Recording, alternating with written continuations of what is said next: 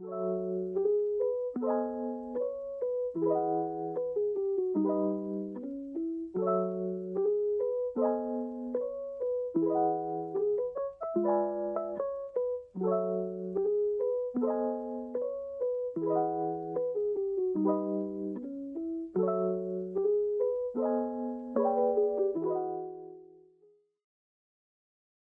yo les había dicho que la segunda parte tiene un enfoque mucho más jurídico. La intención de que yo viniera aquí a esta charla es justamente tener esa perspectiva, esa manera de comprender el asunto, que creo que les será bastante útil para especialmente aquellas personas que decidan iniciar procesos tanto administrativos como judiciales, ¿no? Que es, digamos que lo que vamos a abordar ahora es una propuesta del debido proceso con enfoque de género, se quedó como pensando demasiado, el debido proceso con enfoque de género, que es una articulación entre dos aspectos que habían estado fuertemente separados en el mundo del derecho. Por un lado, el debido proceso, que es una de las garantías más importantes procesales en las investigaciones de los procesos judiciales, digamos que la garantía del debido proceso es como el IOU, los mínimos de lo que deben ofrecerse a ambas partes para poder considerar que un proceso es justo, que la decisión que se emite en ese proceso es para todos legítima, que es para todos con autoridad. Y por otro lado, el concepto del género, que es más bien de reciente creación, cómo estos dos constituyen un nuevo concepto, que es el debido proceso con enfoque de género. Entonces vamos a ello. Lo que vamos a trabajar aquí muy rápidamente es básicamente qué es el derecho principio, porque es un macro derecho que reúne múltiples derechos, el derecho fundamental al debido proceso, que además es el que suelen los agresores traer a colación rápidamente cuando, por ejemplo, se les denuncia por redes. Lo primero que dicen es: yo no he sido condenado por un juicio, que me lo diga un juez que soy un agresor, que soy un violento, pero mientras esto no suceda, ustedes tienen que guardar silencio. Pues vamos a hablar exactamente qué es el derecho al debido proceso, pero adicionalmente vamos a ver cómo esto se inserta luego bajo varias situaciones que han pasado, como cuáles son las olas del feminismo, cómo se articula con los derechos de las mujeres, cuál es el marco normativo que se ha creado en la lucha contra la discriminación a la mujer, que es por donde surgen todas las protecciones a las mujeres. Luego vamos a pasar al concepto de género desde una perspectiva mucho más instrumental, pero luego como las herramientas que nos dan desde la teoría del género, como qué son los estereotipos, cómo se reproducen en la justicia, qué es la interseccionalidad, cómo van a terminar creando unas garantías dentro del debido proceso para las mujeres, y por último algunos casos emblemáticos de la jurisprudencia de la Corte Constitucional principalmente, y alguna mención del caso de Estela Conta. Lo primero es, ¿qué es el derecho fundamental al debido proceso? Creo que todos y todas aquí en algún momento hemos tenido que escuchar este concepto, porque este es un derecho, les decía que un macro derecho que reúne múltiples derechos y que es transversal a todo el sistema jurídico nacional e internacional. El debido proceso es la máxima garantía establecida históricamente para que cuando las personas van a un juicio se sometan en unas condiciones que consideramos aceptables, como bajo unas reglas de juego previamente establecidas, para que luego cuando se emita una sentencia, esa sentencia sea válida. Entonces necesitamos que hayan una serie de garantías para que aquellos que sean concurridos en un proceso, que concurran a un proceso, puedan decir: este proceso fue justo. Entonces tenemos pues el derecho a no ser juzgado sino conforme a las leyes preexistentes. Ese es el principio de legalidad y tipicidad, es decir, nadie puede ser condenado si no existe un tipo penal que previamente ha establecido que eso es un delito. También pues tiene que haber una garantía de que haya un juez o un tribunal competente, es decir, no podemos inventar jurisdicciones para poder judicializar a alguien, sino que previamente deben existir. También una prohibición de que los militares juzguen civiles, que Colombia tiene una historia sobre ello. Que además hay una plenitud en la observancia de las formas de cada juicio. Cada proceso judicial, según el área del derecho, tiene una naturaleza propia y digamos, un sistema normativo que la acompaña con una forma de entender también cuáles son los procedimientos internos y que tienen que ser garantizados. La presunción de inocencia del acusado, que es el que suelen enarbolar los agresores: soy inocente hasta que no sea condenado, lo cual es cierto, pero eso no significa que las víctimas no puedan mencionar lo que les pasó. Las víctimas siempre pueden decir lo que les pasó, independientemente que haya habido una condena o no, ¿no?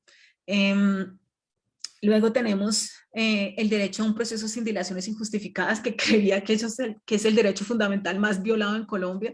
La justicia vive diciendo que está colapsada, lo cual además es cierto. Tenemos una mora judicial enorme, más en unas jurisdicciones que en otras, como la administrativa, que tiene una mora hasta de 20 y tantos años. Pues evidentemente esa es una justicia que no funciona, pero otra como la constitucional va más bien bastante al día. Sobre el principio de favorabilidad de la ley penal,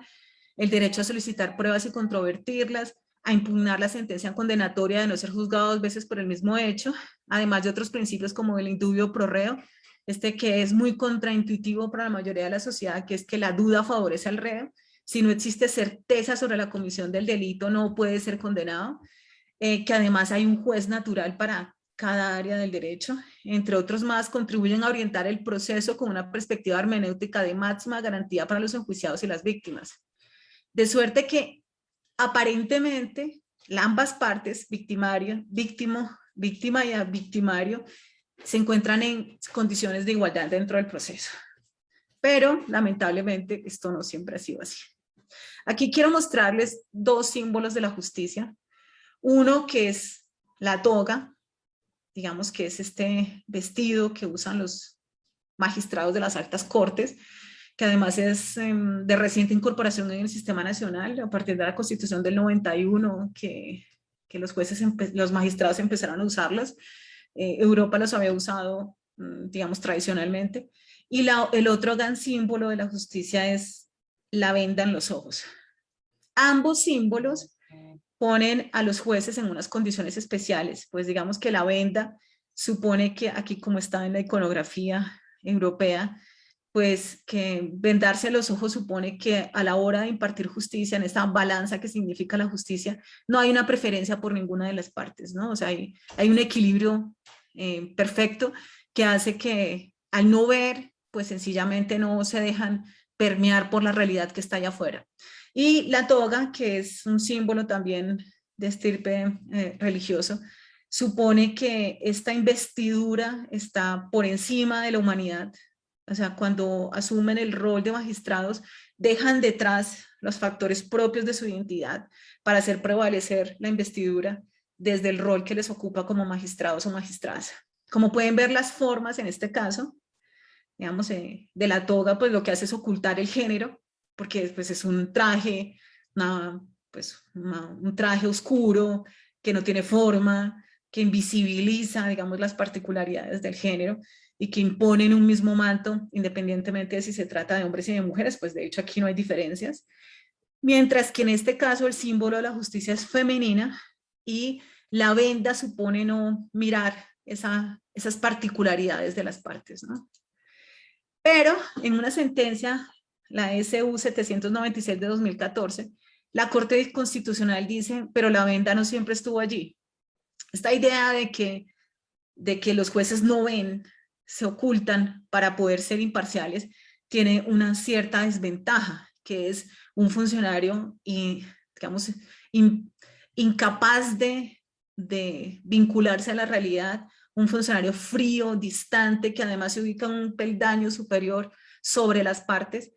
no necesariamente se corresponde con el juez que esperamos en un Estado social de derecho, un juez que ve la discriminación, un juez que puede observar las diferencias y sobre todo la desigualdad para poderla enmendar. Y aquí menciona la Corte Constitucional esta ilustración de Sebastián Brand, en una ilustración de Durero en el libro de Sebastián Brand sobre la nave de los necios, en lo que como pueden ver el burro, uno de los burros que es un símbolo de la torpeza, la ignorancia, le pone la venda a los ojos a la justicia, aquí la justicia muy helénica, europea, que tiene blande su espada en alto, pero pues que está sentada mientras le pone la venda, porque la venda sin duda es una forma de impedir que vea lo que tiene que ver. Vamos a hablar ahora entonces de lo que es el largo camino hacia la igualdad real entre los géneros ante unos jueces que están convidados a no ver la realidad. Lo primero es que no podemos hablar de estos temas si no tenemos en cuenta las olas del feminismo. Yo quise traer estas 2 imágenes que también se encuentran en internet. sobre las diferentes olas del feminismo. Uno podría hacer toda una sesión completa dedicada a esto, yo no puedo hacerlo, solamente es como para que se den cuenta por dónde vamos, por lo menos que ahí tengan una conciencia de lo que fueron las, bueno, ahora hablamos de una cuarta ola, esto no está del todo consolidado, pero por lo menos de las 3 primeras olas del feminismo están muy claras, que arrancan con las grandes declaraciones de derechos humanos que excluyen a las mujeres, y se empieza por una lucha, especialmente por los derechos de la igualdad, de la libertad, la educación y los derechos políticos, y con unas representantes que creo que la mayoría ya identifica como Olimpia de Yuyas, que fue la, la girondina que promovió los derechos de las mujeres, Mary Wollstonecraft con los derechos a la educación, y Poulain de la Barre sobre los derechos de las mujeres, más en una perspectiva política. Luego tenemos en la segunda ola, que es después de la segunda, bueno, entre mediados del siglo XIX y el final de la Segunda Guerra Mundial, que hace una lucha mucho más potente sobre los derechos civiles de las mujeres, el derecho al trabajo, la igualdad laboral y los derechos de la educación, o sea que pasamos de los derechos políticos a los derechos civiles. Y una tercera ola que está más en la idea de no al estereotipo sexual de la mujer, no a la sexualidad femenina y violencias contra la mujer y feminismos, como una idea de la control de la sexualidad femenina. En medio vamos a hablar de la interseccionalidad. Esta última cuarta ola tiene que ver más con el activismo actual hacia la lucha contra la violencia machista y los derechos de las mujeres a una vida libre de violencias. En Colombia quise hacer mención a estas 2 mujeres que son muy poco conocidas sobre las impulsoras del derecho al voto, Lucila Rubio de la Verde y Ofelia Uribe da Costa, entre muchas más. En el caso de Colombia no hubo movimiento sufragista promovido por las clases bajas, sino más bien desde la misma élite. Recuerden que el derecho al voto se dio en medio de la dictadura de Rojas Pinilla, en 1954, cuando no había el derecho al voto para la población y solo hasta el 57 las mujeres pueden efectivamente participar. Cuando hablamos de exclusión,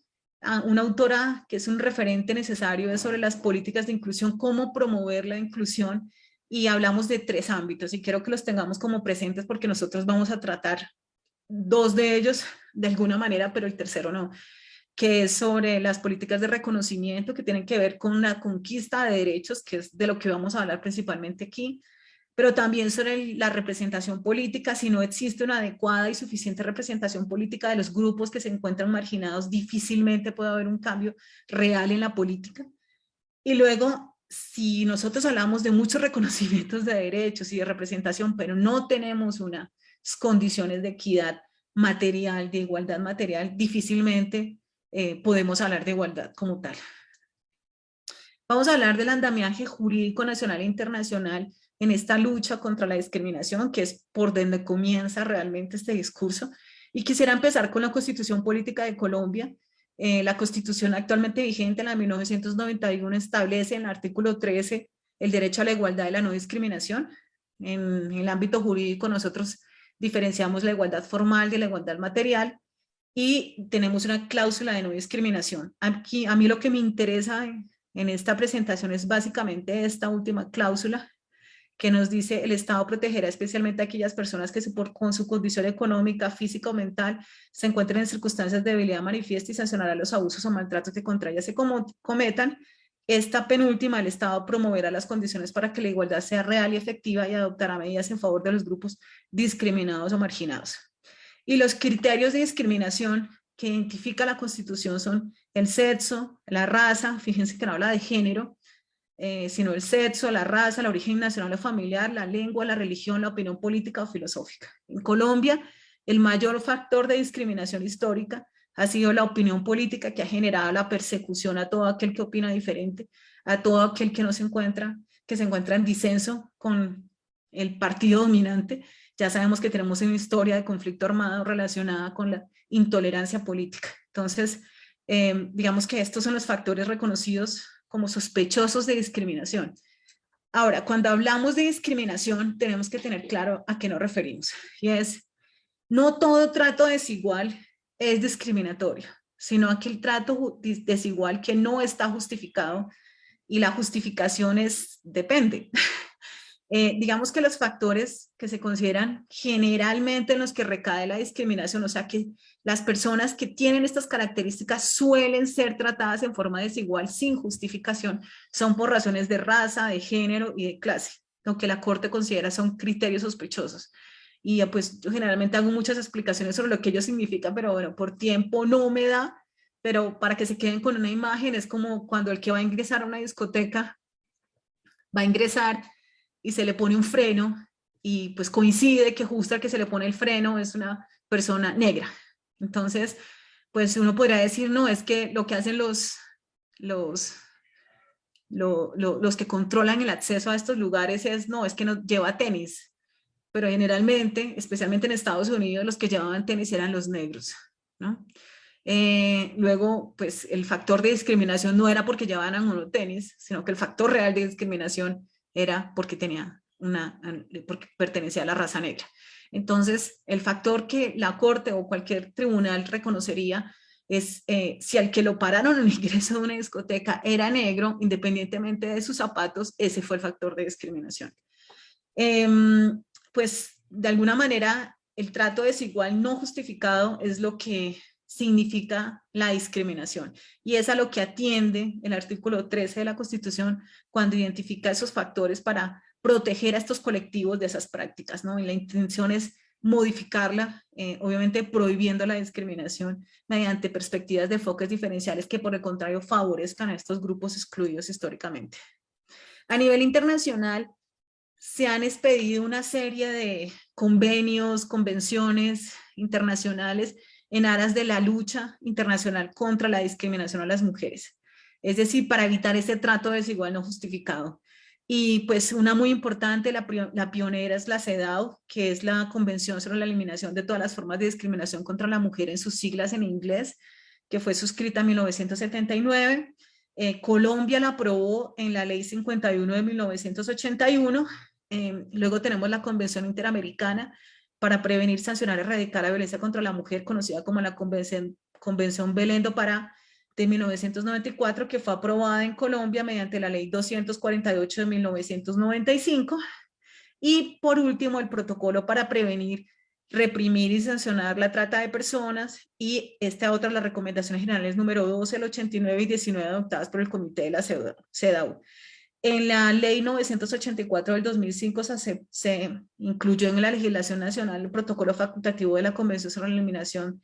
de todas las formas de discriminación contra la mujer, adoptado en 1991 por la Asamblea General de las Naciones Unidas. Por su parte, la CEDAW define la discriminación contra las mujeres como toda distinción, exclusión o restricción basada en el sexo que tenga por objeto, por resultado, menoscabar o anular el reconocimiento, goce o ejercicio por la mujer, independientemente de su estado civil, sobre la base de la igualdad del hombre y la mujer, de los derechos humanos y las libertades fundamentales en las esferas política, económica, social, cultural, civil o cualquier otra esfera. La Corte Interamericana también la define como una manifestación de las relaciones de poder históricamente desiguales entre mujeres y hombres, y reconoce que el derecho de toda mujer a una vida libre de violencia se incluye el derecho a ser libre de toda forma de discriminación. Así que el derecho a una vida libre de violencias está directamente relacionada con la no discriminación. Por su parte, el concepto de género, que es como la segunda categoría, es una herramienta muy reciente en la cual se hace una distinción entre el sexo y el género, el sexo como biología, el género como roles sociales, culturales asignados, que pueden coincidir o no, pero pues que generalmente la sociedad impone como un género a un sexo. Y aquí tenemos varias citas sobre pues Simone de Beauvoir y Butler en ese aspecto, pero bueno, por tiempo voy a avanzar. El enfoque de género en el derecho supone ya una conciliación del derecho con el género, en el sentido de que si comprendemos que el género es un factor de discriminación, el derecho lo que tiene que hacer es, al comprender las razones de esa discriminación, enmendarlo.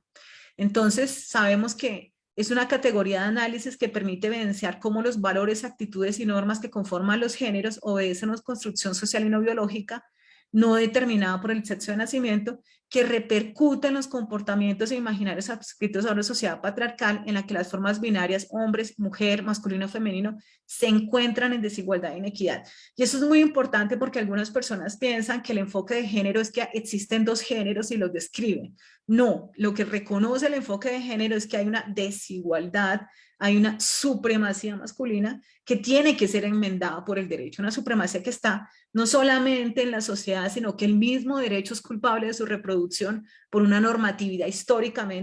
que históricamente le dio ese rol protagónico a los hombres. Digamos que el sexo y la construcción social que de él se deriva asigna estereotipos, unas ideas, como un conjunto de ideas, prejuicios, generalizaciones, simplificaciones positivas o negativas que se atribuyen al otro, individual o colectivo, a un desconocido. O sea, la idea de que como usted tiene un género, le corresponde hacer esto o aquello, como unas órdenes como tal, corresponden más a estereotipos de los géneros. Aquí hablamos del estereotipo desde la definición de Alport, que en realidad es pues, de mediados del siglo pasado, que es una idea, los estereotipos pueden ser positivos o negativos, pero son ideas generalizadas sobre los demás, que en realidad le atribuyen a un colectivo ciertas características, pero de los que no tenemos certeza, simplemente social y culturalmente se construye una idea que se reproduce sin más. En ocasiones nos dice aquí Alport que es la necesidad que tenemos los seres humanos de hablar sobre lo que no conocemos o de aparentar que lo conocemos mediante ideas que son de fácil divulgación y de fácil atesoramiento, digamos, como prejuicios muy claramente reconocidos. Y aquí tengo unos ejemplos, ¿no? Sobre cómo los británicos son unos gentlemen y eso pues evidentemente no funciona, en este caso es uno muy positivo para los británicos. Esta idea de que la mujer tiene que ser atractiva, si no, no lo es, y tiene que tener unas características raciales y de edad, que un musulmán es siempre un terrorista, o que un gay es un afeminado. Todos estos son estereotipos que las sociedades respaldan o no, unas más fuertemente que otras, pero que hace que la población se relacione con unas ideas sin más, ¿no? Ahora, los estereotipos de género generan violencia. Y es aquí el asunto, pues porque los estereotipos imparten normas de conducta mediante instrucciones transmitidas por la familia, la escuela, la publicidad, el cine, la música en sí, bueno, la cultura, en la que le dice a las personas cómo comportarse según su género, y especialmente a las mujeres bajo una idea de protección que hace que si no satisfacen esas expectativas sociales sobre qué es lo que debe hacer, pues son sometidas a controles sociales como el oprobio, la burla, el aislamiento, el ostracismo, lo que genera violencia. La Corte Europea de Derechos Humanos ha señalado que las actitudes tradicionales, según la cual se considera a la mujer como subordinada o se atribuyen funciones estereotipadas, perpetúan la difusión de prácticas que entrañan violencia o coacción, como los malos tratos en la familia, los matrimonios forzados, el asesinato por presentar dotes insuficientes, los ataques con ácido, la circuncisión femenina. Estos prejuicios y prácticas pueden llevar a justificar la violencia contra la mujer como una forma de protección o dominación. Ahora, la gran pregunta que nos hacemos es, ¿estos estereotipos se encuentran en la sociedad, pero también se encuentran en la justicia? Y sí, habíamos hablado antes, la violencia institucional que se ejerce por parte de los jueces, en ocasiones es porque los jueces tienen unas ideas fuertemente arraigadas de lo que debe hacer la víctima después de sufrir una violencia, entonces, o antes de sufrir una violencia, cómo se debe vestir, cómo se debe comportar, cómo debe rechazar. Ya sabemos que existen jurisprudencias en países donde le exigen a la mujer que prácticamente entregue su vida para defender su honor, es decir, que si no realizó actos de violencia exagerados en los que además puso en riesgo su vida, no se defendió adecuadamente. Todos estos son prejuicios sobre lo que debe hacer una mujer en un acto de violencia, cuando por otra parte se sabe que las mujeres en ocasiones, algunas mujeres reaccionan ante una intimidación muy fuerte con una parálisis total y no tienen manera ni siquiera de gritar, ni de defenderse de la menor manera, pero pues son reacciones posibles, humanamente posibles, pero cuando se le pone el estereotipo de género, se le atribuyen unos compromisos especiales de reacción que no corresponden a la realidad. Bueno, sobre lo anterior, algo importante, me devuelvo porque faltó decir algo. Estaba aquí, y es que lo que no pueden hacer los jueces es hacer eco a los prejuicios sociales, y por lo contrario lo que tienen que hacer es contribuir a la superación de los patrones de discriminación hacia las mujeres. Tenemos un caso supremamente emblemático ante la Corte Interamericana, que es el caso del campo algodonero, que se considera el caso de Ciudad Juárez, en el que la Corte Interamericana tuvo la oportunidad de hablar de una cultura de la discriminación, cuando la discriminación no opera en forma individual, sino en forma colectiva y es más completamente inserto en una sociedad y en un Estado. Cuando hablamos de la cultura de la discriminación, existe una idea generalizada de una inferioridad de las mujeres. Esto afecta a los procesos judiciales y particularmente el penal mediante la inacción, que es la discriminación en el acceso a la justicia al descalificar la credibilidad de la víctima, y es cuando las madres iban a decir que sus hijas habían desaparecido, la respuesta de las autoridades era no, se fueron con el novio, o tenía problemas con usted y se fue, se voló de la casa. O sea, son unos estereotipos sobre qué hacen las mujeres y por lo tanto lo que hacían era no investigar las desapariciones. Empequeñecer las investigaciones que involucran los derechos de las mujeres mediante la impunidad, es decir, no llevar a un buen término el proceso, postergar las acciones inmediatas que involucran los derechos de las mujeres, bueno, postergar las acciones inmediatas y contundentes por parte de las autoridades competentes, que es sencillamente cruzarse de brazos y no hacer nada. Eso es lo que hacen las universidades. Y en efecto, esto puede definitivamente perpetuar la discriminación hacia las mujeres, pero sobre todo porque está sentada en ideas estereotipadas sobre lo que corresponde hacer. Cuando hablamos, vamos a hablar de otra categoría que es supremamente importante, que es el enfoque interseccional. Cuando hablamos del enfoque de género, tenemos que tener en cuenta el enfoque interseccional, que corresponde a la tercera ola, y que es entender que el género debe articularse con otros factores de dominación, jerarquía y subordinación, como son la clase, la raza, la etnicidad, la orientación sexual, entrando a cuestionar la premisa de partida de la política feminista, es decir, la existencia real o potencial de una identidad común de mujer. Y esto tiene que ver con las olas anteriores del feminismo, estaban basadas en una idea de la mujer ilustrada, mujer en un sentido específico, pero es una mujer única en el sentido individual, que corresponde a una raza concreta como blanca, de origen europeo. Aquí podemos imaginarnos una Simone de Beauvoir, una mujer académica, una mujer ilustrada, una mujer de clase alta, una mujer que tiene acceso al máximo nivel, digamos, a los foros exclusivamente reservados para hombres en Francia, en París, digamos, una mujer con unas características específicas que no se corresponden con la totalidad de las mujeres, y que en efecto, especialmente los grupos como los black feminists, las feministas negras estadounidenses, denunciaron al considerar que habían sido más oprimidas por estas mujeres blancas que por los mismos hombres negros o blancos. La idea de la hegemonía cultural, la crítica postcolonial, que es una corriente también que denuncia que finalmente estos discursos también vienen de un norte al que hay que resistir, y las ideas de las teorías queer sobre la heteronormatividad, que finalmente también respondían a una idea de la orientación sexual específica. La interseccionalidad, entonces, pues pretende que se analice no en términos generales qué es ser mujer, sino la mujer identificada con múltiples características que también pueden agravar sus condiciones de vulnerabilidad. En la Corte Interamericana ya se ha pronunciado en varias oportunidades, pero la pionera fue en este caso, del caso penal Castro versus Perú, en el cual pues unas mujeres habían realizado un motín en una cárcel y fueron sometidas a una serie de violencias pues de grandes proporciones relacionadas con su condición de ser mujer, como por ejemplo pues no permitirles el suministro de toallas higiénicas y por ejemplo no permitirles acceder a sus bebés, o recibir una serie de maltratos específicos o de hecho de tortura por el hecho de ser mujeres, al privarlas de condiciones que son propias de su naturaleza, como por ejemplo las horas de lactancia a sus bebés. Y la Corte Interamericana condenó a Perú bajo la idea de que en este caso no había tenido un enfoque interseccional. Luego, ante las grandes barreras en el acceso a la justicia que deben sortear las mujeres, el derecho internacional ha buscado principalmente remover la pasividad de la rama judicial, erradicar los estereotipos opresivos que limitan la actuación judicial en el proceso judicial mediante 3 principios. Y esto es lo más importante: el principio de la debida diligencia, la garantía de un recurso efectivo, la obligación de investigar, que aquí es obligación de investigar, juzgar, castigar, y nos falta reparar, que esta pues puede ser una sola. Lo más importante es el principio de debida diligencia, porque si no existe la debida diligencia no conseguimos ni investigar, ni juzgar, ni castigar. Recientemente la Corte Interamericana condenó a Ecuador en el caso Guzmán Albarracín por un caso de violencia, por un acoso sexual que sucedió en un colegio con una niña de 14 años por parte del vicerrector y que terminó con su suicidio.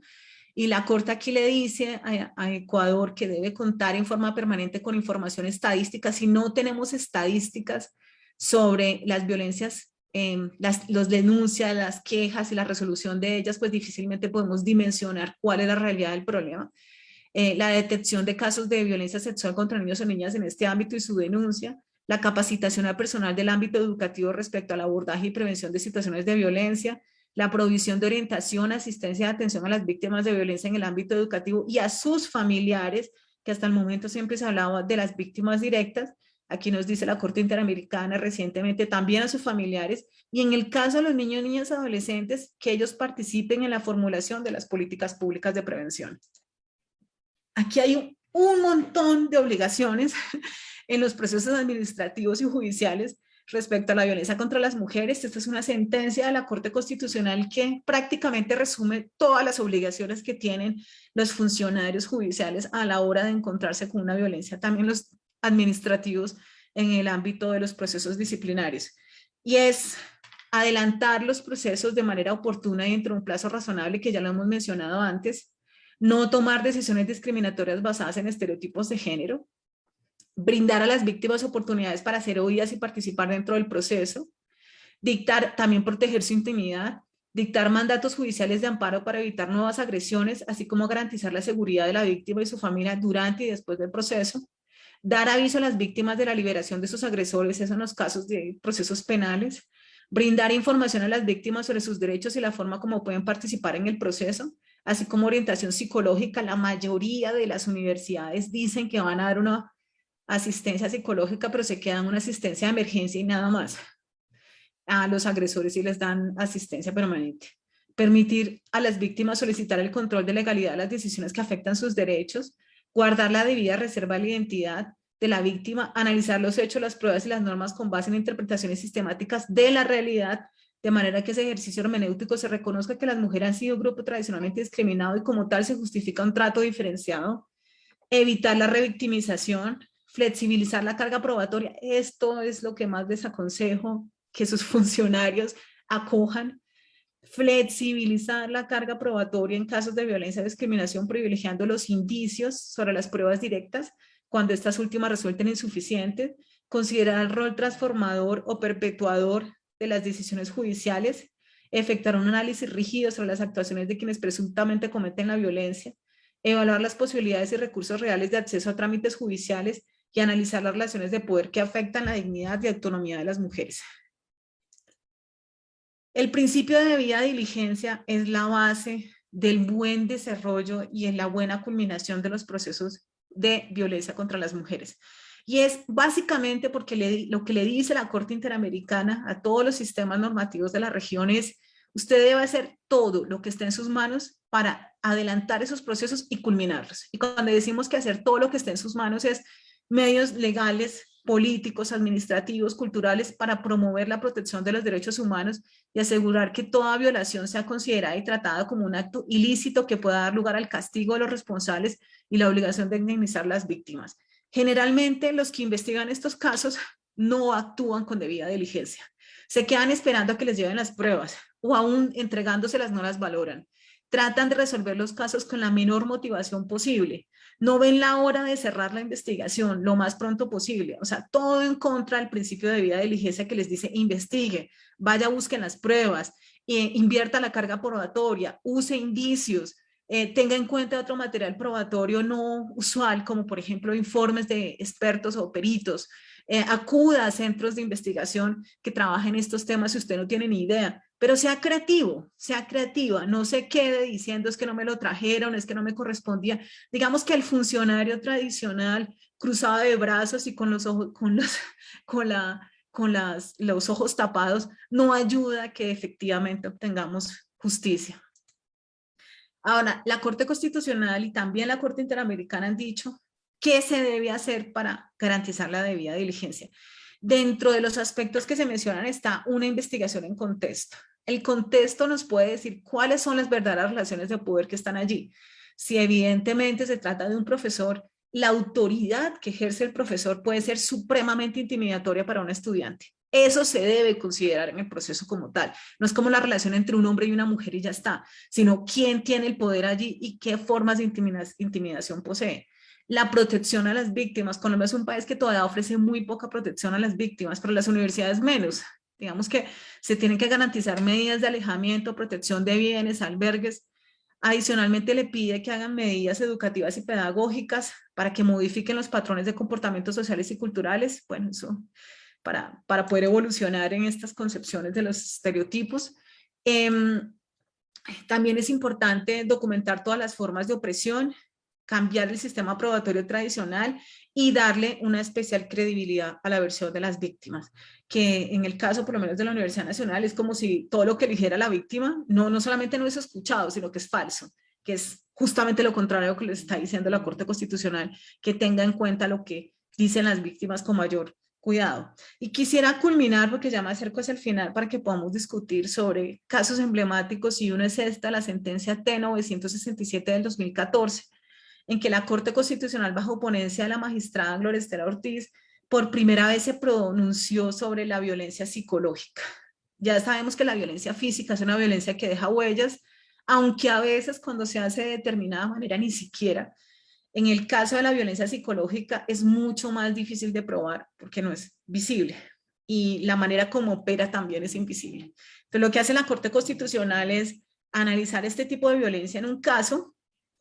que es bastante particular, es el caso de una mujer fiscal, que digamos que tiene unas condiciones de poder,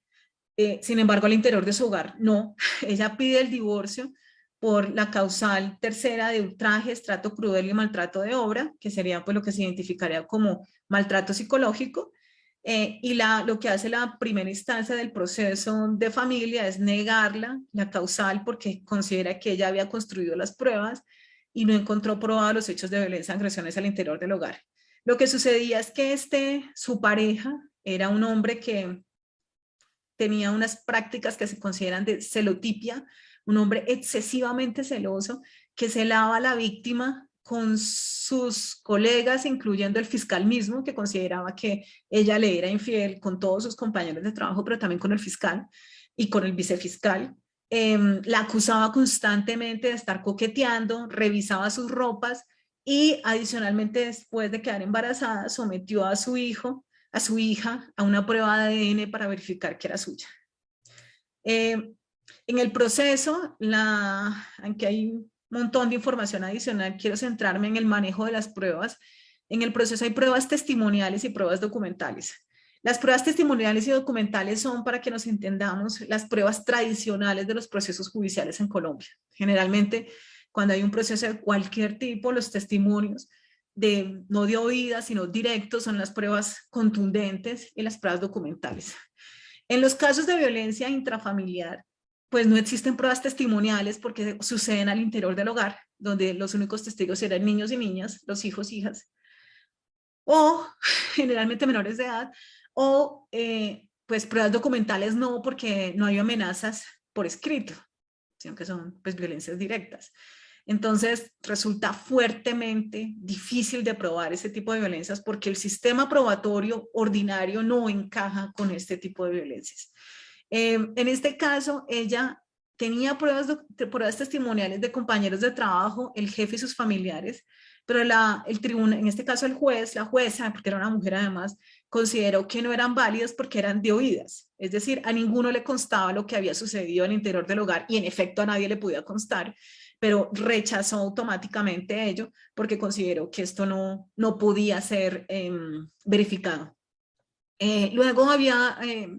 una situación particular y es que ella, para poder obtener un testimonio directo, dejó el teléfono abierto mientras su pareja la maltrataba, la violentaba psicológicamente, la amenazaba, la injuriaba, y la jueza rechazó la prueba porque consideró que ella misma la había fabricado. Es decir, aún intentando obtener una prueba directa,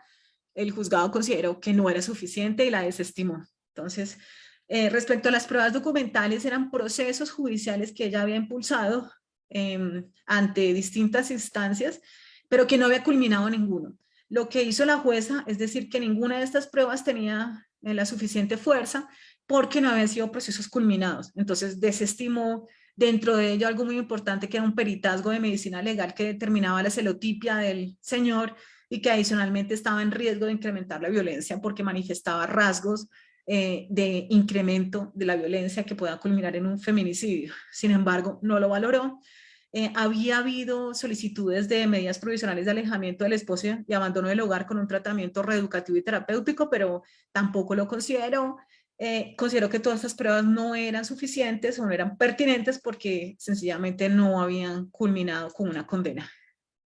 La Corte Constitucional nos dice que este es un caso de discriminación estructural. Antes habíamos hablado de una cultura de la discriminación en el caso de Ciudad Juárez, aquí la Corte nos habla de una discriminación estructural porque nos habla de una persistencia en muchos ámbitos judiciales de no permitir que el material probatorio presentado tenga validez. Todo es rechazado. Y aquí lo que nos dice la Corte es posible mantener el velo de la igualdad de armas sin que ello implique el desconocimiento de las obligaciones estatales de prevenir, investigar y sancionar cualquier tipo de violencia contra la mujer. Si mantenemos el estándar probatorio tradicional, pues jamás condenaríamos estas violencias, porque no hay prueba que pueda satisfacer esos requisitos. Lo que nos dice la Corte es que ante la falta de recursos económicos, la vergüenza, las amenazas, las intimidaciones, las distancias físicas y geográficas, la falta de orientación, la invisibilización, los estereotipos de género presentes en los operadores jurídicos, entre otras situaciones, son factores que permiten concluir que bajo una perspectiva de género, una víctima de violencia en Colombia no llega en igualdad de armas procesales a un proceso civil o de familia. En este caso, las mujeres están en unas condiciones de desventaja frente a los hombres en cualquier proceso judicial. Y lo que hace la Corte es decir, vamos a modificar esto. Entonces vamos a tener otro criterio, otro sistema probatorio cuando se trata de violencias contra las mujeres. Y es un sistema probatorio con enfoque de género, en el que la prueba indiciaria, que es la prueba de todo aquello me lleva a concluir que, todo indica que, sea considerada importante dentro del proceso, tenga un peso especial, que se le dé credibilidad a la versión de la víctima y que se hagan perfiles psicológicos. En este caso, este señor,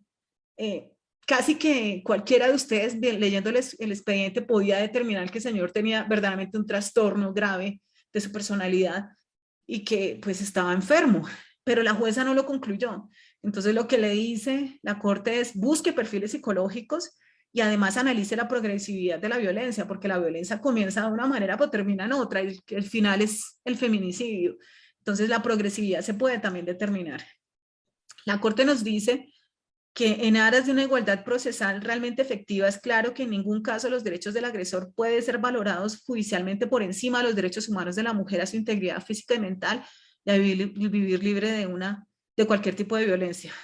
Si la ponderación judicial se inclina a favor del agresor, que es lo que está pasando en la mayoría de los juzgados en Colombia, bajo una perspectiva de falta de pruebas, sobre la base de la dicotomía público-privado que lo favorece, es necesario verificar si el operador judicial actúa o no desde formas estereotipadas de ver a la familia y a la mujer que contribuyen a normalizar y visibilizar la violencia. Formas que sin duda parten del supuesto de la no intervención estatal en el ámbito de la intimidad. Porque lo que al final de todo estaba aquí era que la jueza estaba completamente convencida de que lo que pasaba al interior de esa familia no podía ser sometido a prueba. Es decir, estaba blindado. Nadie podía saber, ni ella misma, ni la víctima de lo que pasaba allí. Y las conclusiones aquí es que, pues evidentemente el mecanismo para poder romper con toda esta injusticia es la acción de tutela. Hay que interponer una acción de tutela cuando esto suceda, pero además la Corte Constitucional en este caso, digamos que cambió su jurisprudencia en el sentido de que aún sin haber agotado la segunda instancia, consideró que por falta de recursos económicos podía acudir ante la Corte Constitucional. Y aquí pues nos dice que el debido proceso debe prevalecer, ante todo el debido proceso es un instrumento para que haga prevalecer los derechos fundamentales, el derecho sustancial, y no como el objetivo final. El debido proceso son garantías para llegar a una decisión justa, pero no vamos a poder decir que en sí mismo el debido proceso es la decisión justa. La decisión justa es condenar al culpable. la Corte Constitucional analizó que la verdad es que en la justicia en Colombia solo los casos que se consideran graves, gravísimos, son los que realmente llegan a una condena. Pero si no hay una muerta, por decirlo así, de por medio, es como si los jueces desestimaran los casos, situación que es realmente peligrosa.